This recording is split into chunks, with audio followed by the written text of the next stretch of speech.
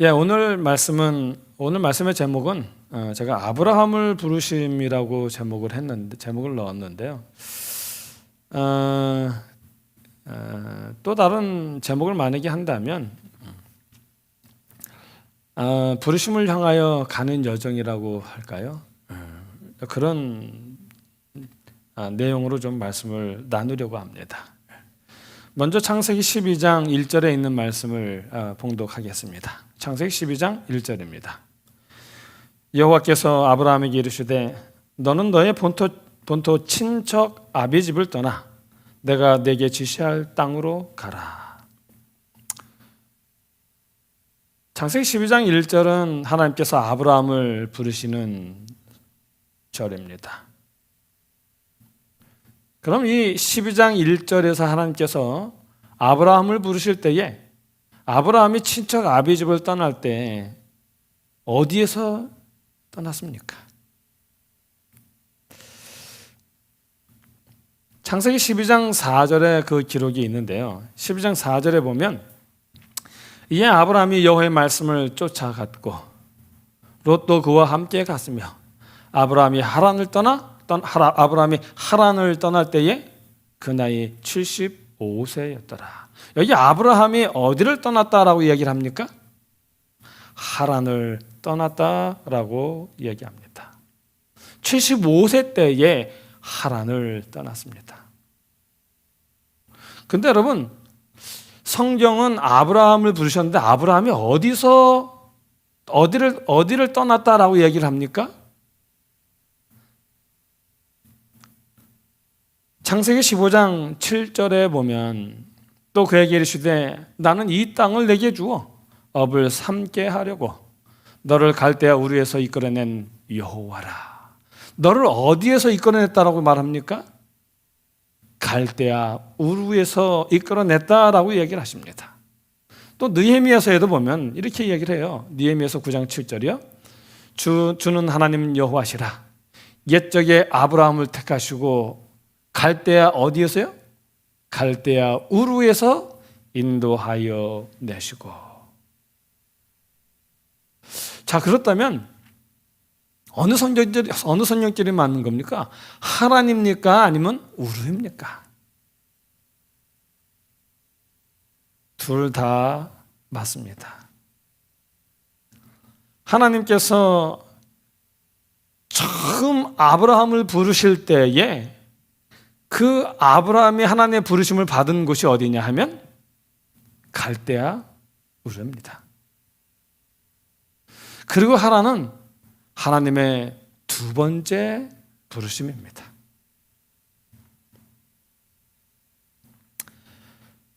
그런데 성경은 늘 말하기를 아브라함이 하란을 떠났다라고 말하지 않냐고 갈대아 우르를 떠났다라고 이야기를 하십니다. 자, 그러면 아브라함이 갈대아 우르를 떠나는 그 성경의 기록이 어디에 있습니까? 창세기 11장 31절에 나와 있습니다.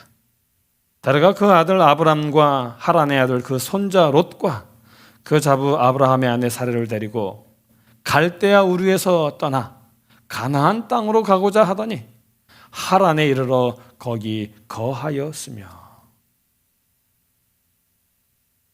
여기 하나님께서 아브라함을 부르신 이야기가 첫 번째 부르심이 창세기 11장 31절에 기록되어져 있습니다.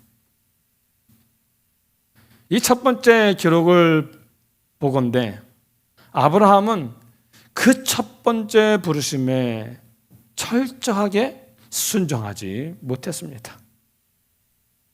본토는 떠났는지는 모르겠지만 친척과 아비집은 떠나지 못했습니다. 친척과 아비집을 떠나라고 했는데 아버지를 모시고 형제들을 데리고 떠났습니다. 또 가나안으로 가라고 지시를 하셨는데 어디로 갔어요? 하란으로 갔죠. 그러므로 이 점에서도 아브라함은 철저히 순종하지 못했습니다. 아브라함도 이 말씀을 볼 때에 아브라함도 처음부터 완성된 신앙을 가진 사람이 아니었습니다. 후에 믿음의 조상이라 불리우는 그 믿음을 훈련을 통하여 만들어진 것입니다. 하나님은 지금도 우리를 그렇게 만들어 주십니다. 우리가 지난주에 창세기는 크게 두 부분은 나누는데 창세기 1장에서 11장까지 그리고 12장에서 50장까지로 나뉘어진다고 말씀을 드렸습니다. 그리고 12장부터 이어지는 내용은 사람을 통하여 부족을 통하여 하나님이 이루시는 구원에 대해서 이야기를 하는데요. 그 시작을 아브라함을 통해서 하십니다. 하나님께 순종하는 그 순종을 통하여 구원을 이야기하시면서 순종의 중요성을 이야기하셨죠. 그러므로 우리도 아브라함이 훈련을 통하여 가지게 된 그 신앙을 우리도 하나님께 순종하며 따라갈 때에 우리에게도 그 믿음이 생긴다는 것입니다. 하나님이 우리를 그렇게 만들어 주신다는 것입니다. 아브라함처럼 우리는 순종하게 되기를 간절히 바랍니다. 자, 그런데요, 우리가 창세기 10장 31절을 보니까 하란으로 그 갈대아 우르를 떠나긴 떠났어요. 그런데 여기 보면은 누가 떠난 것으로 되어 있는가 하면 데라가, 아브라함의 아버지 데라가 그 아들 아브라함과 하란의 아들 그 손자 롯과 그 자부 아브라함의 아내 사레를 데리고 갈대아 우르에서 떠나 가나안 땅으로 가고자 하였더니, 이렇게 얘기를 합니다. 여러분, 이게 하나님께서 아브라함을 부르신 이야기가 맞습니까? 하나님께서 혹시 첫 번째는 아브라함의 아버지 데라를 부르셨다가 데라가 죽자 2차로 아브라함을 부르신 건 아닐까요? 절대로 그렇지 않습니다. 하나님이 부르신 것은 아브라함입니다. 그런데 그러면 왜 성경은 아브라함이 우르를 떠난 것이 아니라 데라가 아브라함을 데리고 떠난 것으로 기록을 하고 있을까요? 우리는 이것을 알아야 돼요. 성경을 기록할 때에 성경은 그 당시의 배경대로 성경을 기록을 했습니다. 그 당시의 배경을 가지고 이해해야 된다는 말이죠. 그렇다면 당시에 그 사회는 어떤 사회인가 하면 시족 사회였습니다. 그래서 시족 사회라는 말은요, 떠난다는 것은 곧 개인이 떠나는 것이 아니라 가족 전체가 움직인다는 뜻입니다. 그래서 우르를 떠날 때에 아버지와 형제들 그리고 조카 롯까지 같이 나온 것입니다. 자, 그런데 여호수아 24장 2절에 보면 본래 아브라함의 아버지는 우상을 숭배하는 자였습니다. 여기 보면 여호수아가 모든 백성에게 이르되 이스라엘 하나님 여호와의 말씀에 옛적에 너희 조상들 곧 아브라함의 아비 나홀의 아비 데라가 강 저편에 거하여 다른 신들을 섬겼으나,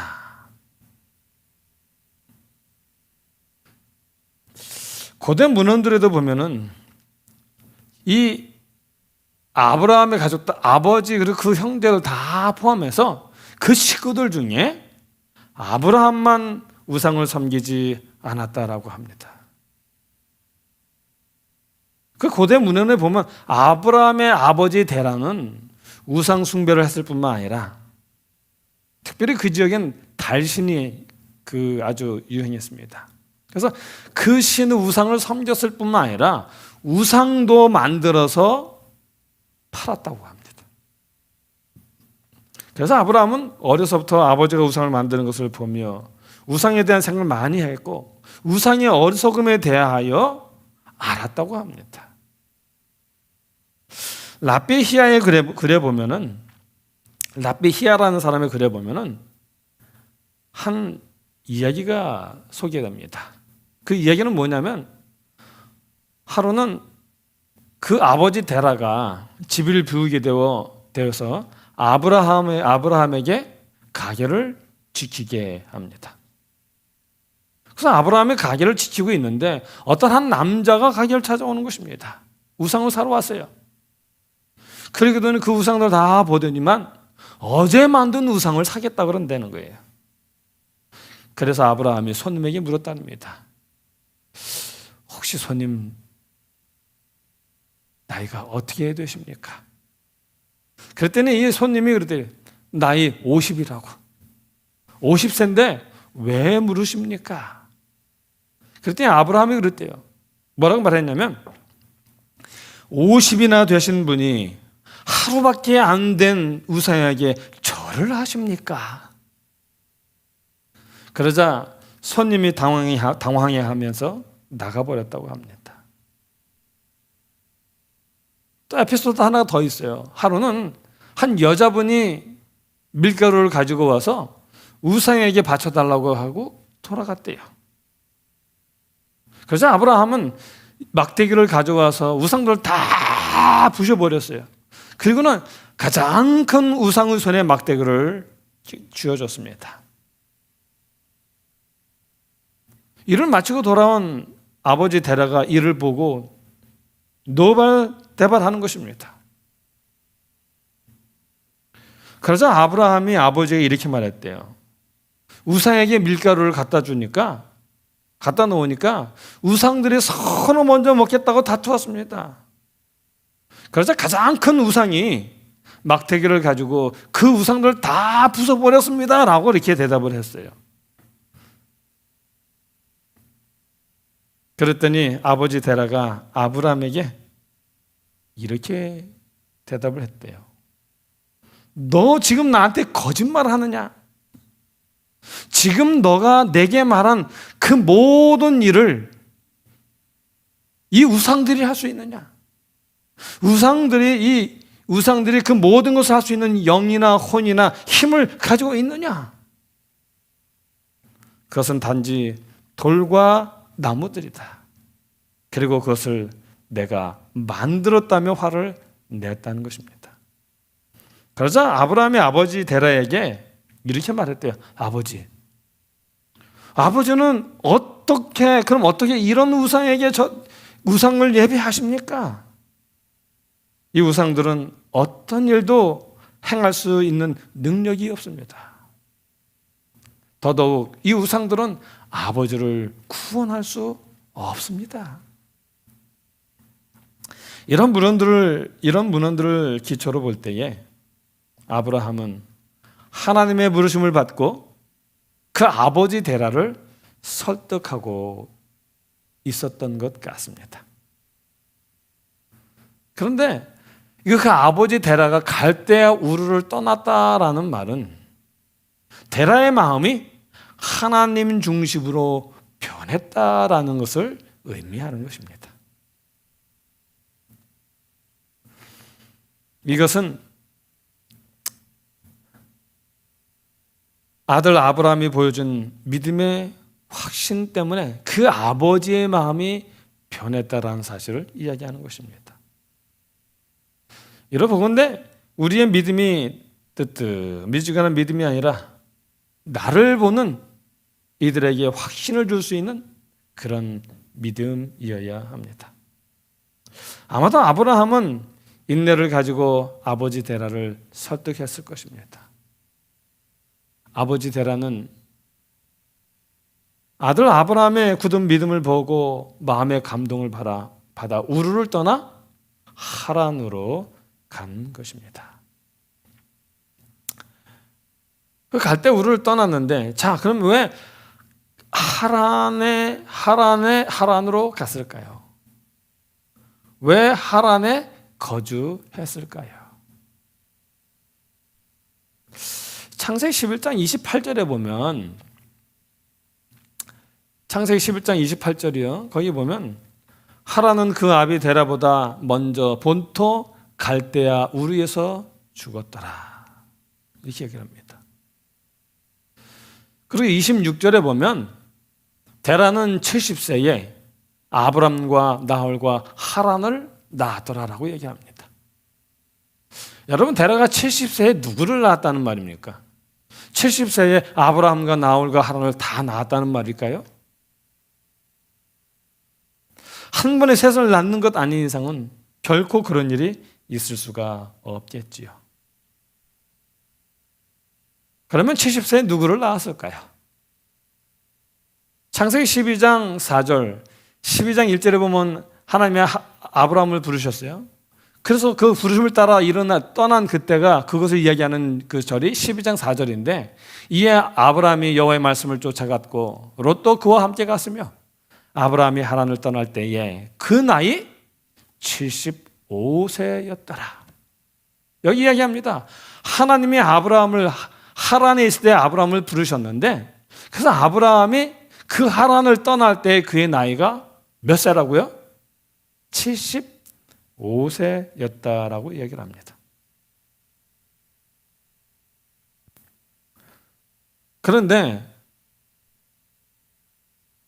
이 창세기 12장, 아브라함의 하란을 떠나는 12장이 기록되어 있는 12장 바로 전장인 11장, 마지막 절인 11장 그 마지막 절이 32절에 보면 거기 아브라함의 아버지 데라에 대해서 이야기를 하는데, 데라는 205세를 향수하고 하란에서 죽었더라라고 얘기를 합니다.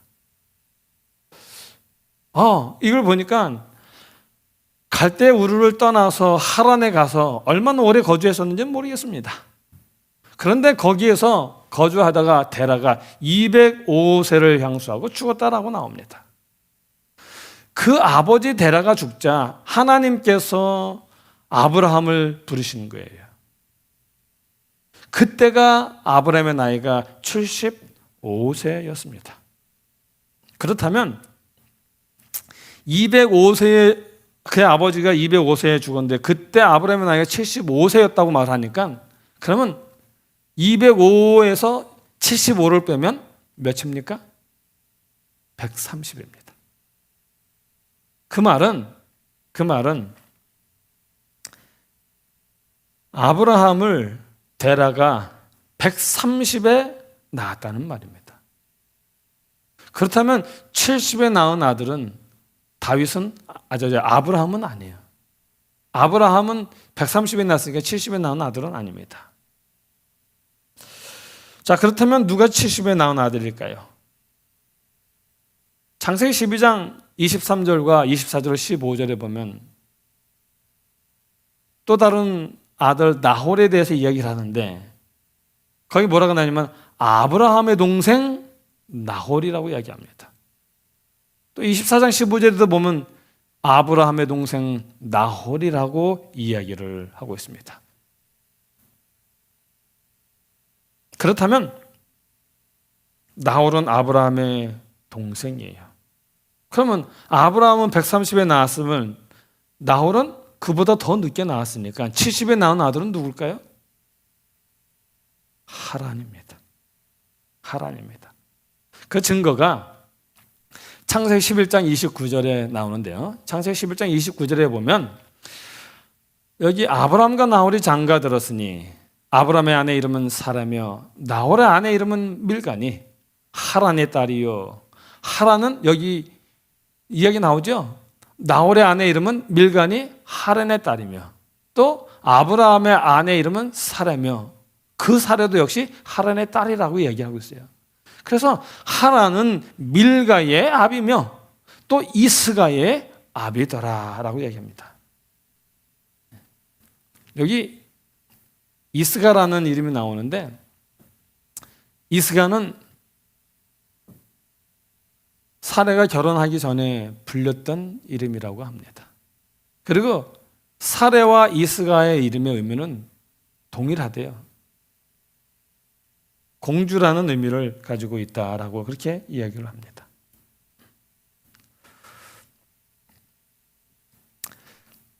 여기 아브라함과 동생 나홀이 장가를 들었는데 그 부인들의 아버지가 하란이에요. 아마도 아브라함과 나홀이 형 하란을 기억하고 또 아버지 데라의 슬픔을 위로하기 위하여 하란의 두 딸 사레와 그리고 밀가에게 각각 장가를 든 것이 아닌가 여겨집니다. 그러므로 첫째가 하란이고 둘째가 아브라함이고 셋째가 나홀입니다. 그런데 28절에 보니까 창세기 11장 28절에 보니까 장남 하란이 아버지 데라보다 갈대아 우르에서 먼저 죽습니다.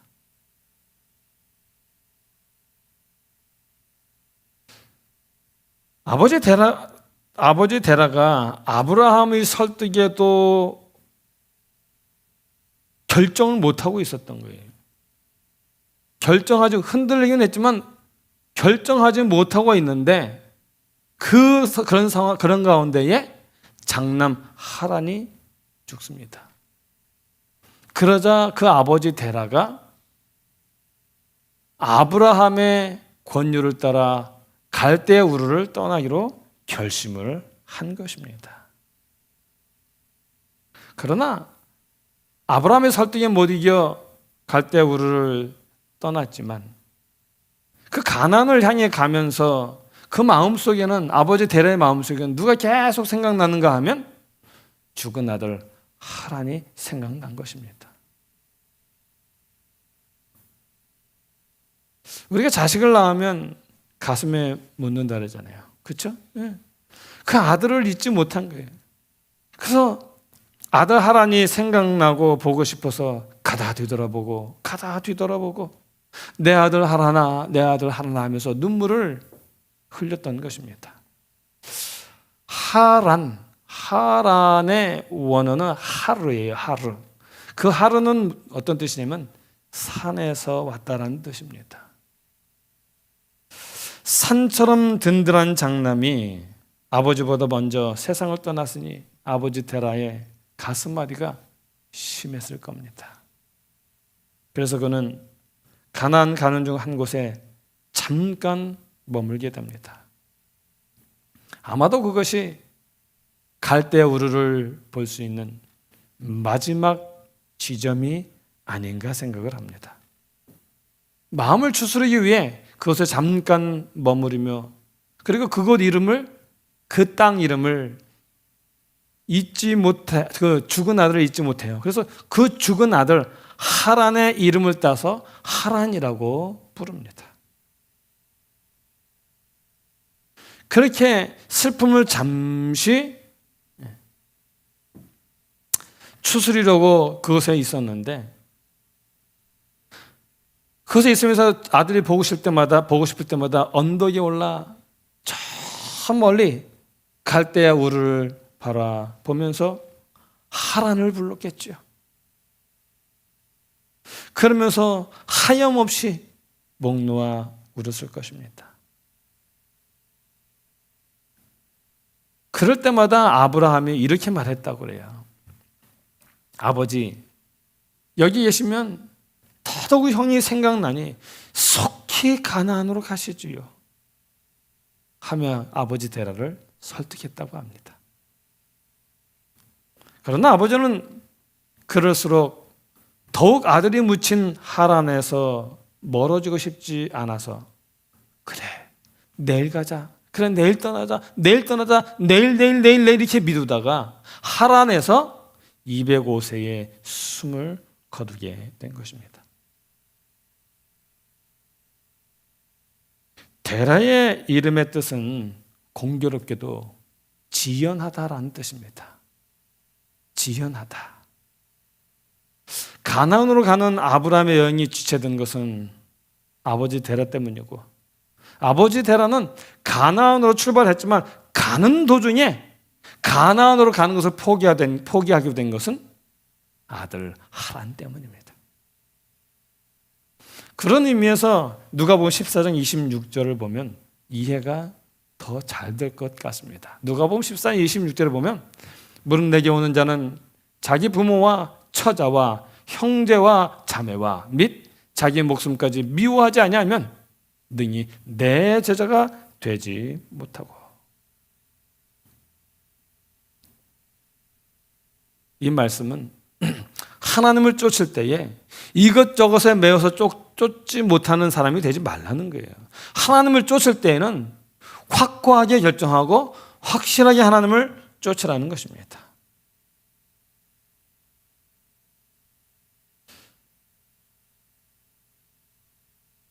내가 믿음을 지킬 때에 확실하게 먼저 믿음을 지켜야 나의 배우자, 나의 자녀들도 그 믿음을 따라가는 것입니다. 그렇지 않으면 부모와 자식이 하늘에 들어가지 못해서 영원히 이별하게 될 그런 일이 있게 된다는 것입니다. 어떤 어머니가 숨을 거두면서 이렇게 자식들에게 말했다 그래요. 아들이 여럿인데 그 중에 한 아들은 믿지 않고 다른 아들 다 믿었어요. 그래서 믿는 아들들에게는 다 말하기를 다시 만나자. 다시 만나자라고 그렇게 했다 그래요. 그런데 믿지 않는 아들에게는 그 어머니가 어떻게 인사를 했는가 하면 굿바이. 굿바이라고 그렇게 인사를 했다는 것입니다. 그래서 아들이 어머니에게 물었대요. 어머니, 왜 다른 아들들에게는 다시 만나자라고 인사를 하시면서 왜 저에게는 굿바이라고 말씀하십니까? 그러자 어머니가 이렇게 말했다고 그래요. 뭐라고 말했냐면 다른 형제들은 다 믿음을 따라 사니 다시 만날 소망이 있어서 다시 만날 건데 너는 믿지 않으니 다시 만날 수가 없지 않니?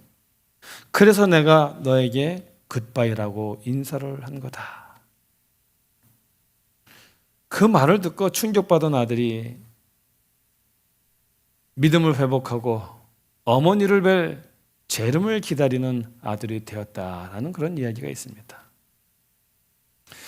그러므로 본토 친척 아비 집을 떠나라라는 그런 말은 어떤 말인가 하면 아버지 데라가 살아왔던 세상적인 모든 생활 환경과 습관을 버리라는 뜻입니다.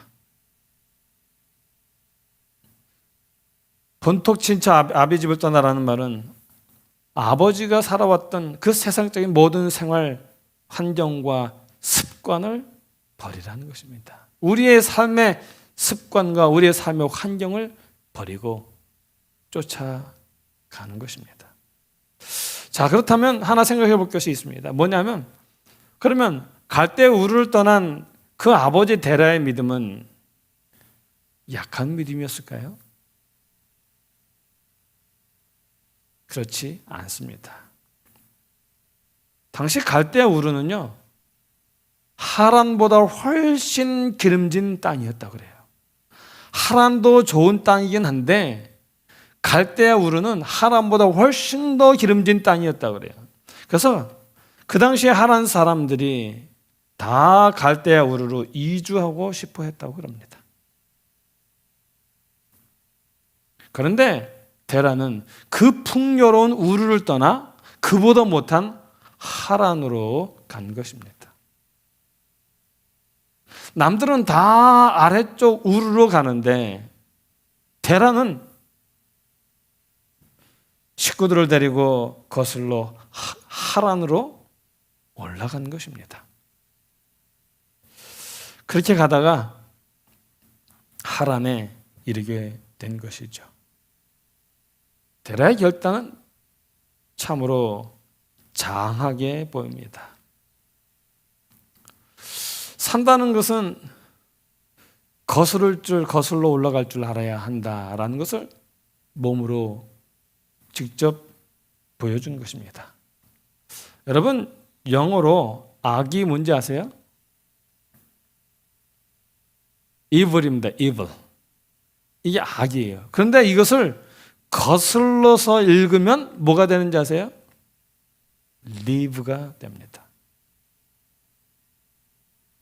이 말은 죄악된 세상을 거슬러 올라가면 하늘 가나안으로 가는 사는 길이 된다는 것입니다. 생명의 길이 된다는 것입니다. 그러니 데라가 가나안으로 가려고 우르를 떠난 것은 참으로 잘한 것입니다. 그러나 우리가 기억해야 될 것은 무엇인가 하면 하란은 잠시 머무는 곳이지 정착지가 아니라는 것입니다. 우리의 정착지는 가나안입니다. 우리가 떠나는 것은 새 생활을 이루기 위해서 떠나는 것이지 장사하러 올라가는 길이 아닙니다. 데라처럼 세상에 매이지 말고 늘 본토 친척 아비 집을 떠나는 그러한 삶을 우리가 살게 되기를 간절히 바랍니다. 자, 그렇다면 우리가 살 가나안은 어떤 곳일까요? 가나안은 하나님의 백성이 들어가서 살기로 작정된 곳입니다. 비록 겉으로 보기에는 척박하고 메마른 벌판이지만 하나님을 의지하며 살기에는 가장 적합한 곳입니다. 오죽하면 신명기가 가나안 땅을 설명할 때에 애굽 땅과 비교했겠습니까? 신명기 11장 10절 12절에 보면 내가 들어가 얻으려 하는 땅은 내가 나온 애굽 땅과 같지 아니하니 거기서는 너희가 파종한 후에 발로 물대기를 채소밭에 댐과 같이 하였거니와. 여기 물로 물대기 한다는 말은 물이 얼마나 많으면 발로 물을 대겠습니까? 그렇죠? 예. 그래서 물이 얼마나 많은지 밭고랑을 만들어서 수로를 만들어서 거기에서 발로 물을 댈 정도로 좋은 땅이라는 그런 의미를 가지고 있는 것입니다. 그래서 11절에 보면 너희가 건너가서 얻을 땅은 산골 골짜기가 있어서 하늘에서 내리는 비를 흡수하는 땅이요. 내 하나님 여호와께서 권고하시는 땅이라. 새초부터 새말까지 내 하나님 여호와의 눈이 항상 그 위에 있느니라. 자, 여기 가나안 땅은요, 하늘에 21절에 보면 하늘에서 내리는 빗물로만 밭에 비를 댈 수 있는 땅이라고 그래요. 그런데 발로 물대기 하는 땅이라고 말을 합니다. 왜요? 12절에 그 이유가 나와 있습니다. 그 땅은 누가 권고하시는 땅이에요? 하나님 여호와께서 권고하시는 땅입니다. 새 첫날부터 그 해 마지막 날까지 365일 하나님 여호와의 눈이 항상 그 위에 있는 땅이라는 것입니다. 그래서 가나안 땅이 젖과 꿀이 흐르는 땅이라고 말을 하는 것입니다. 젖과 꿀이 흐른다는 개념을 우리가 좀 바꿔야 될 것 같지 않습니까? 젖과 꿀이 흐르는 축복의 개념을 우리는 바꾸어야 합니다. 가나안 땅이 정말 젖과 꿀이 흐르는 그런 땅이 아니에요. 굉장히 척박한, 그렇죠? 사막입니다. 그러나 그것은 하나님의 눈이 항상 함께 하시는 땅입니다. 그래서 신명기는 우리에게 축복의 개념을 실제로 땅이 젖과 꿀이 흐르는 것에 대해서 이야기하지 않냐고요. 하나님의 눈이 우리와 함께 하시는 것을 축복이다라고 이야기를 하는 것입니다.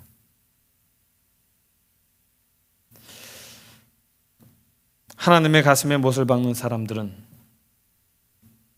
하나님보다 다른 것에 더 몰두하는 사람들이에요. 창세기 11장 31절에 아까 우리가 봤지만 거기 보면은 갈대아 우리에서 떠나 가나안 땅으로 가고자 하였더니 하란에 이르러 거기 거하였으며 라고 말합니다.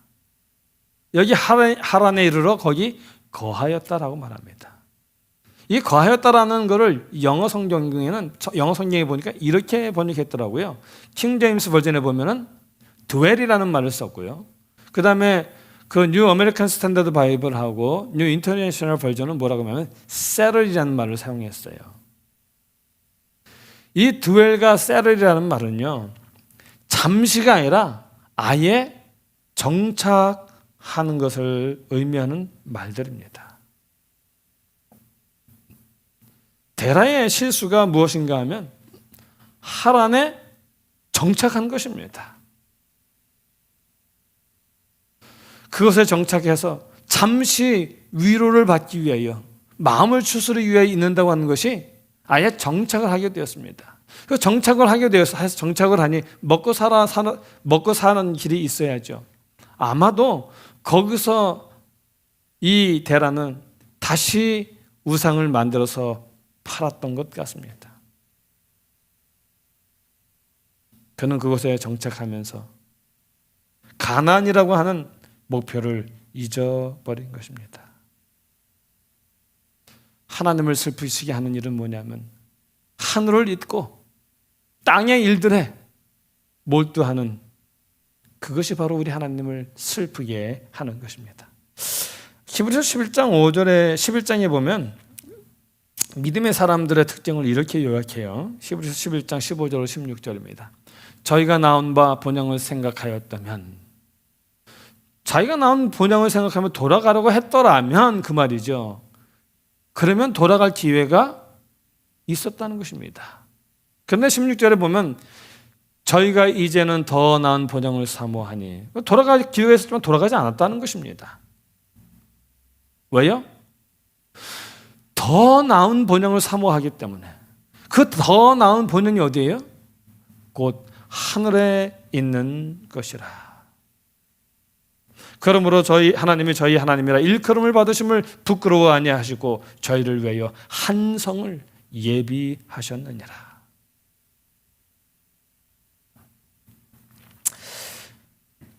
플로렌스 체드윅이라고 하는 여자분이 있어요.